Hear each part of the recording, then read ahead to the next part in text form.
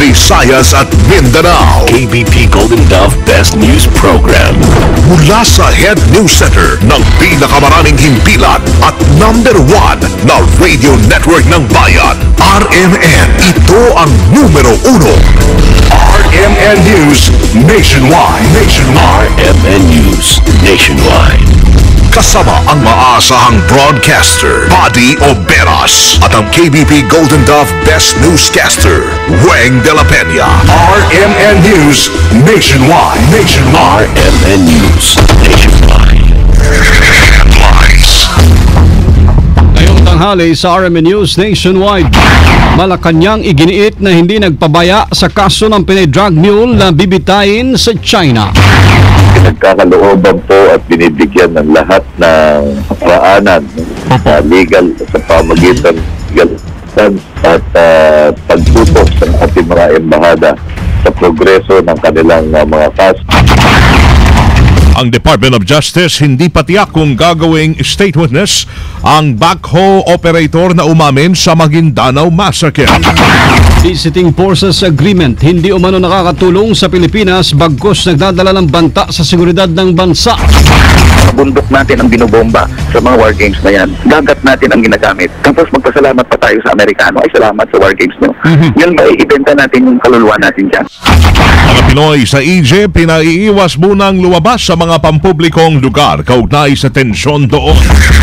Palitang negosyo, Estados Unidos tiniyak naligtas sa mga genetically modified products na inaangkat ng Pilipinas. Balitang World, 15 patay sa panibagong pagsiklab ng kaguluhan sa isinagawang kilos protesta sa Egypt.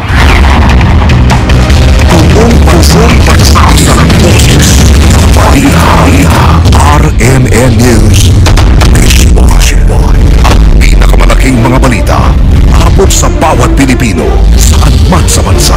RMN News Nationwide. Mabuhay Pilipinas, tanghali po ng Miyerkules ngayon, July 3, 2013. Ito ang numero 1 RMN News Nationwide. Ako si Buddy Oberas. At ako naman si Weng de la Peña. Tayo po ay live na live sa DXDC 621 RMN Davao, DXBC 693 RMN Butuan, DXOC 1494 RMN Ozamis, at DXDR 981 RMN Dipolog. Live din tayo international by www.rmnews.com at WRMN New York, USA. At sa lahat po naman #1 AM stations ng RMN sa buong bayan. Kasama, bagamat aminado ang Department of Foreign Affairs na hindi na mapipigilan ang pagbitay sa Pinay na sangkot po sa kasong illegal na droga sa China, tiniyak na Malacanang na hindi sila nagpapabaya.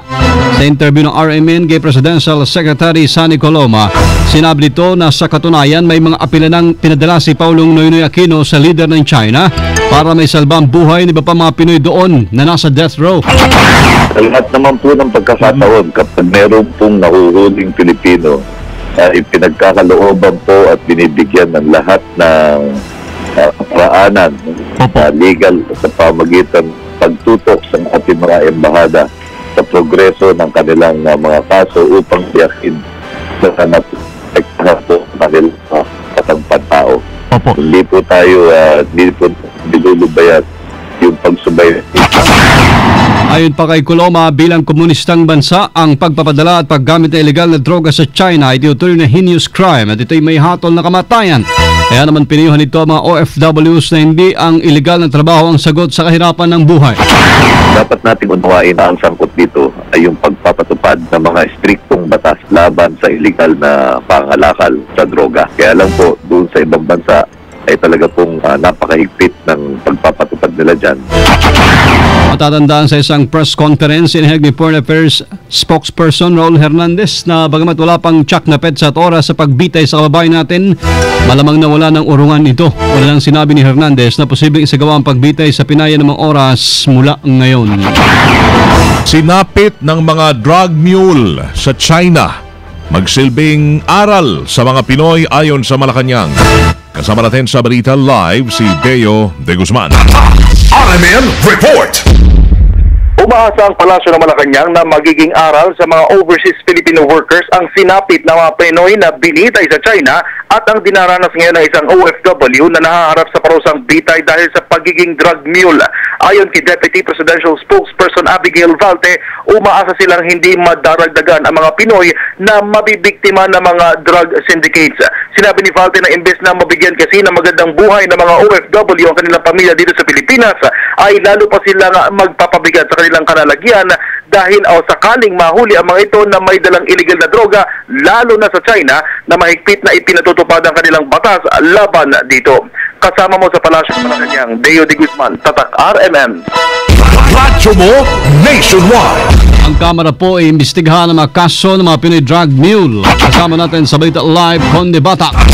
RMN Report. Mag-ainabayan muna sa Kamara ng resolusyon na magpapaimbestiga sa patuloy na pagkakasangkot sa droga ng mga OFW at ang pagpalya ng gobyerno na magbigay ng legal counsel sa mga naatulan ng bitay sa ibang bansa. Duda dito si bayan muna Representative Nery Colmenares na nabibigyan ng patas na paglilitis, partikular na ang Pinay na bibitayin sa China. Ito ang mga problemang kinakaharap ng mga OFW na naatulan ng bilanggo at kamatayan dahil sa pagkakasangkot sa illegal na droga. Hindi anya nabibigyan ng magaling na abogado ang mga Pinoy na naatulan sa ibang bansa at napapabayaan lamang ang mga ito ng pamahalaan. Anya sa halip na sumunod sa pinipilit ng China, ang gobyernong Aquino ay gumawa ng paraan ang pamahalaan na ipababa ang sentensya sa mga mabibitay na mga OFW. Irerekomenda din ng bayan muna ang paglikha ng Public Attorney's Office na tututok at eksperto sa paghawak sa mga kaso ng mga OFW.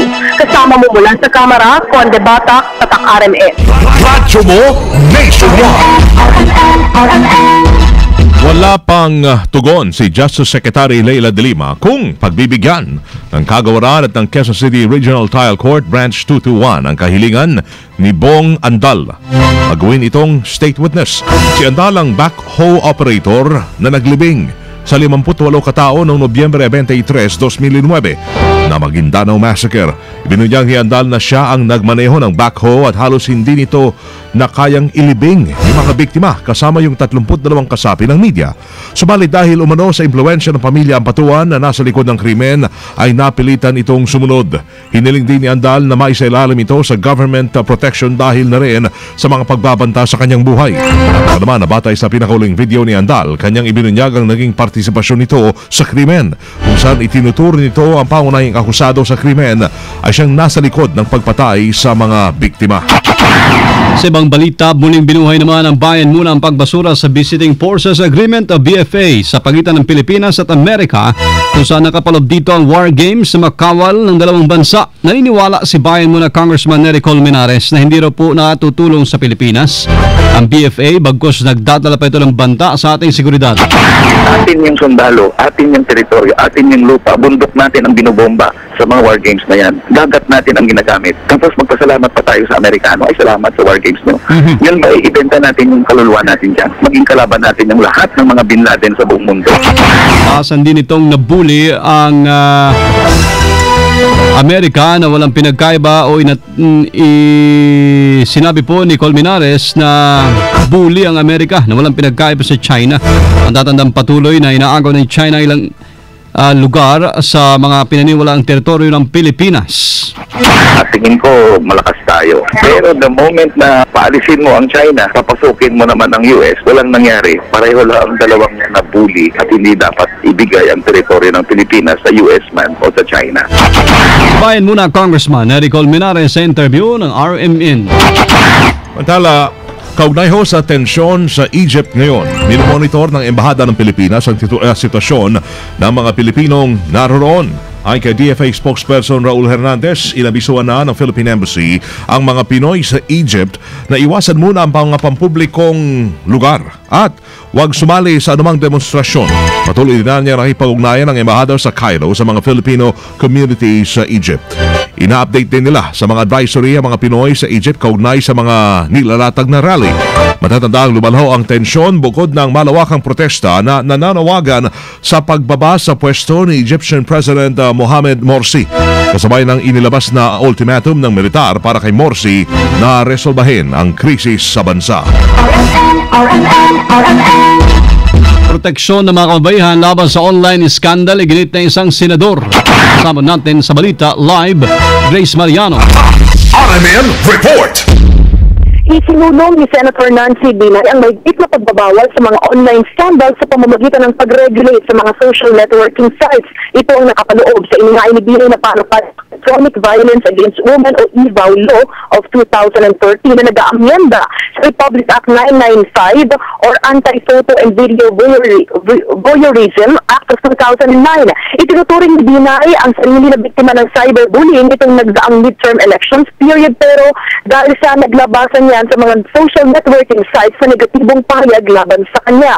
Ayon kay Binay, dahil sa development sa information and communications technology ay malayang nakapagpapahayag ang mga netizens ng negatibong komento o nakakapag-post ng mga scandals na labis na nakakasira sa mga sikat na personalidad at mga pribadong individual. Sa panukala ni Binay, idedetalye kung paano mabibigyan proteksyon ang mga kababaihan laban sa ganitong online na pag-atake sa kanila.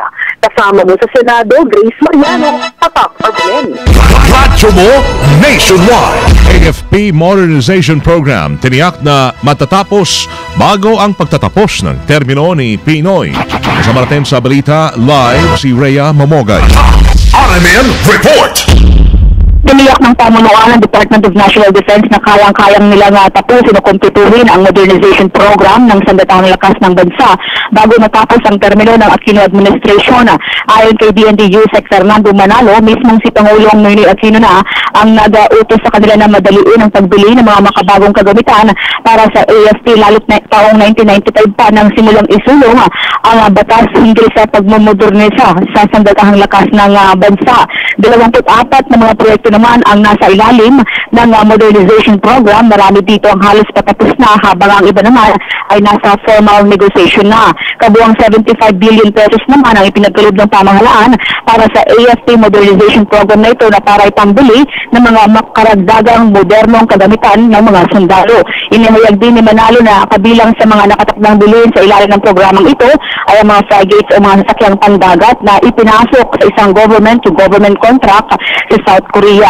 Dagdag pa ni Manalo na bukod pa dito, 55,000 mga assault rifle ang binili nila sa 2 billion pesos na labas umano sa 75 billion pesos nilang pondo. Ngayong buwan ay nakatakda naman ang post-qualification. Kasama mo sa DND, Mamogay, Tata, RMN. Radyo mo nationwide. Sa iba pang balita, mga kasama, nagbabala po ngayon ang pag-asa sa mga residente sa Metro Manila at ilang bahagi ng Southern Luzon laban sa malakas na buhos na ulan dulot ng thunderstorm. RMN News, panahon. Naglabaso ng thunderstorm advisory ang pag-asa sa Metro Manila, Quezon City o Quezon Province, Laguna, Cavite, Pampanga, Rizal, Bulacan at Batangas. Kabilang din sa alerto ang Bataan at ang Zambales. Dahil rito inaasahan ang malalakas na buhos ng ulan sa mga nabanggit na mga lugar. Batay sa satellite image ng pag-asa, makapal po ang kaulapan sa buong Metro Manila at Southern Luzon maging sa Palawan. Dahil sa masamang panahon, kinansela na ang klase sa lahat ng antas sa Caloocan City. Simula alas 10 kaninang umaga, wala nang pasok yung mga estudyante sa mga pampublikong eskwelahan, habang ipinaubay naman sa pamunuan ng private schools ang pagdedesisyon kung itutuloy ang klase o hindi.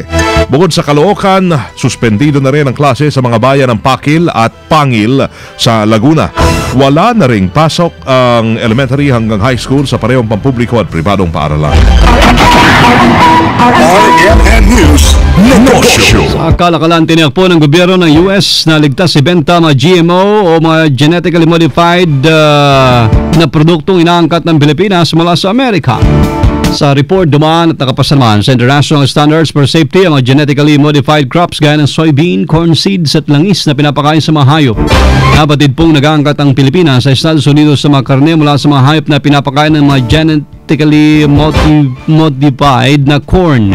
Sa pamagitan nito ay pinaghahalo mga genes ng mga halaman para mas maging malaki at matibay sa peste ang mga pananim. Samantala, tiniyak ni Food and Drug Administration Officer in Charge of Policy and Planning, Dr. Oscar Gutierrez, na ligtas ring kainin ang mga GMO products na pinoproseso sa Pilipinas. RMN News Abroad. Sa Egypt, Patay ang 16 na tao habang 200 naman ang sugatan sa isinagawang kilos protesta bilang pagsuporta kay Egyptian President Mohamed Morsi. Una dito noong Martes, 7 tao ang namatay sa tensyon na namagitan sa mga taga-suporta at mga miyembro ng oposisyon sa katibungang bahagi ng Gize District. Sa ulat ay nakalatag na ang plano ng Egyptian military sakaling patuloy na magmatigas si Egyptian President Mohamed Morsi na bumaba sa pwesto sa kabila ng ibinigay ditong ultimatum. Inaabangan ngayon ng buong Egypt maging ng international community ang mga kaganapan pagsapit ng deadline ng militar kay Morsi mamayang gabi. Ayon sa militar, magtatalaga sila ng interim council na bubuin ng mga sibilyan mula sa iba't ibang partido at sususpindihin ang konstitusyon habang magkaroon ng eleksyon kung saan pipiliin ang bagong leader. Sa kabila ng mga bantang ito, nanaindigan si Morsi na hindi siya bababa sa pwesto at nanawagan sa militar na bawiin ang ultimatum. Live tayo mula sa RMN News Center, Makati City Metro, Manila, Philippines. Yung narinig mga kasamang numero 1 ng RMN News Nationwide. Paulang tanghali ho ng Miyerkules, July 3, 2013. Mga taga-Naga, susunod na diyan si Ed Ventura. Sa RMN News, Diretso Balitang Naga sa DWRX 91.1. Panoorin po ang aming naging pagbabalita alas 12 ng tanghali. Sa YouTube, itype lamang ang RMN News Nationwide. Thank you, Lord. Muli po tayo nagkasama-sama. At salamat din sa inyo naging panahon sa amin. Kasama nyo sa serbisyo publiko. Ako si Buddy Oberas. At Weng de la Peña. Dito pa rin sa tahanan na may pinakamaraming number 1, pinakamaraming himpilan, RMN Radyo Mo Nationwide. 60 years ng maasahang public service nationwide. Pinakamalaking mga balita habang sa bawat Pilipino sa bansa. RMN News Nationwide. At ang alas 12:17. Mare, alam mo